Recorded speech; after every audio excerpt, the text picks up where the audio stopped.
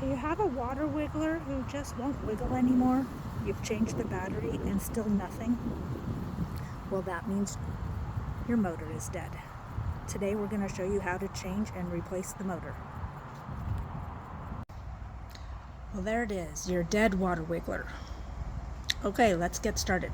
This is what you're going to need. You're going to need a soldering iron, some solder, a razor blade, a hot glue gun, of course a screwdriver to take the lid off, and your new motor. I put a link below where you can find this on Amazon and fix your water wiggler for a lot cheaper than buying a new one. I also just want to mention really quick, when you get the new motor, the speed of the motor in the link I have below, the RPM, how fast it spins, is 8,500. So it's faster than the original motor. If you can find a similar motor that goes slower if you desire, you could do that, of course. This is the best one I could find that had the right size shaft and the right length and the right width for everything to fit perfectly in the spot. Yes, it does go a little faster, but it still works great.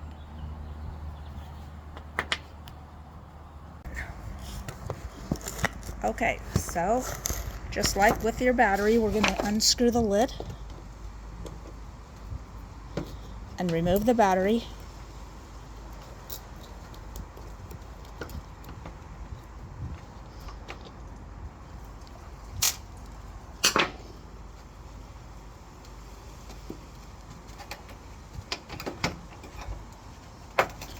Okay, next, I've already done this one, so mine's really already done, but I'm trying to recreate it for you. Next, on your little piece that holds the motor inside, it's got these 4 little rivets. You're going to use your razor blade and you're going to slice through the rivets on all 4 without cutting the wire. Just go around. Mine's already done. Again, I have cut off all 4 and the top should come off. We're going to be using the hot glue gun to glue that back on later, so keep that piece. Okay, now your motor is inside.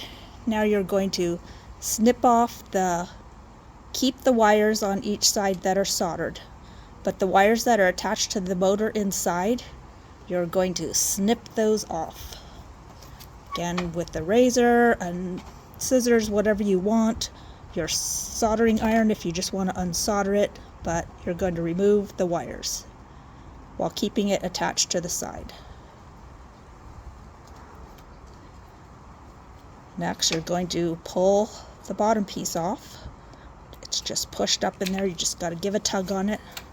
Set that off to the side, and now your motor should be loose. You can just push it up with your finger like so. Turn it upside down, pop it off, put it to the side where you won't confuse it with your new motor. Now, here's the new motor, just the same. It's 24 millimeters across. Make sure you buy the right one, because if you don't buy exactly the right numbers on the motor, either the shaft will be too short or it'll be too thick and it won't fit inside of your hole on here, or it'll be too short or too tall that you can't get the lid back on. So make sure you get the exact same motor. It's a mini motor. It's 24 millimeters across.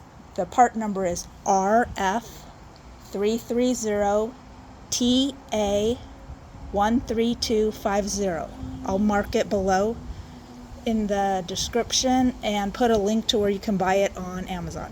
Okay, so now that it's all ready, we're going to put the new motor inside in the hole, and we're going to line it up so where the wires are going to reattach are going to be right in line with where the wires are going to fall in these little divots, like so. Push it all the way down. Now you're going to get your soldering iron and you're going to solder the red wire You might have to strip the end off of each. You're going to solder the red wire onto that little terminal right here, the side that's got the red dot. I don't know if you can see that. There's a red dot. You're going to solder the wire from this side in, solder it back on. Same with the black one. You're going to go the opposite way, solder it back on there. I have to stop the video because I only have 2 hands. So we'll pause here. Everyone soldered their wires back on, and then we'll do the next step. When I did my wire before I soldered it, I twisted the bare part of the wire around so that it made a point, and then I stuck it through the little hole in the terminal like that, and then used my fingernail or screwdriver to bend it back around so that it would stay attached while I placed the solder on it. Of course, you could just have somebody help you hold it still while you did the soldering. Of course, that's fine. Okay. Now a little solder to make sure there's a good connection on the terminal.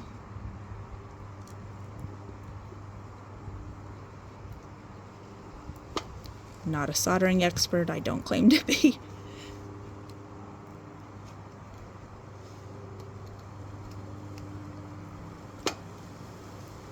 Okay, that should be good. All right. Now both should be secure. Now you are going to want to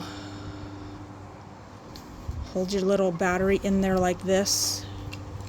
Reattach your bottom piece. Shove it up in there. Make sure you don't get too close because you want it to be able to spin around, right? If you get it all the way up there, it's going to be too tight and it won't spin. Now we're going to add the lid back on, so we're going to put the red wire through the little divot in the plastic. Same with the black wire. Get your little glue gun and put a little dab on each little spot where you had cut the top off.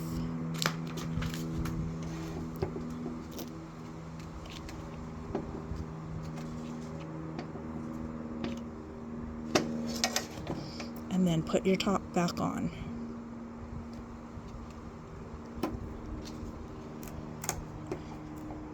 It should dry in a few minutes. There mine goes. Checked it's spinning, yes. And I'm going to put the battery in and test it, make sure all the connections are good before I screw the lid back on. And there's mine. Good as new. Put your lid back on, screw,